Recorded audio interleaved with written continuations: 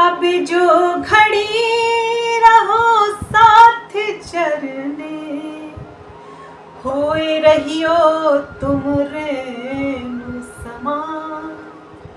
इत जागे को फल यही तुम चेतो कोई चतुर सुजान। चेत लीजो कोई चतुर सुजान। महामती जी कहते हैं, हे सुंदर साथ जी, आपने तो जागृत बुद्धि पाई है। आपसे चतुर और आपसे सयाना भला कौन हो सकता है। आपके तो सद्गुरु ही प्रियतम परब्रह्म हैं, इसलिए उनसे बड़ा ज्ञानी, उनसे बड़ा मार्फत का सूर भला कौन होगा। इसलिए इस चौपाई में सुंदर साथ को चतुर सुजान कहा जा रहा है।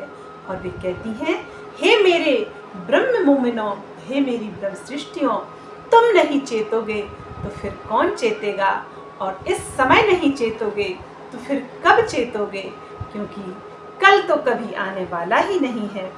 महामती इंद्रावती जी कहती हैं, हे मेरे लाडले सुंदर साथ, हे मेरे चतुर सुजान सुंदर साथ, मोमिन रूहों, तुम्हारे ज्ञान की चतुराई और तुम्हारे ज्ञान की उपलब्धि तो तभी मानी जाएगी जब तुम अभिमान शून्य होकर और बाकी मोमिनों, बाकी सुंदर साथ के चरणों की धूल बनकर रहो और अभिमान से मुक्त हो जाओ।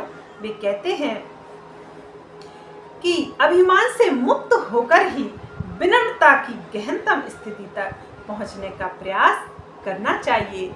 महामती जी कहती हैं, अहम को लेकर उस दिव्य ब्रह्मपुर परम धाम और उस प्रियतम परब्रह्म के चरणों में नहीं बैठा जा सकता है और ना ही उसका अनुभव किया जा सकता है।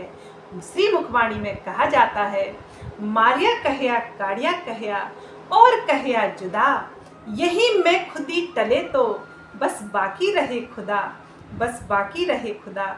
हे सुंदर साथ जी, यदि हृदय से मैं खुदी अर्थात अहम समाप्त हो जाए तो प्रियतम परब्रह्म के अलावा इस हृदय में फिर कोई नहीं बैठता, अर्थात यह हृदय ही अर्श दिल हो जाता है और प्रियतम परब्रह्म का सिंहासन बन जाता है।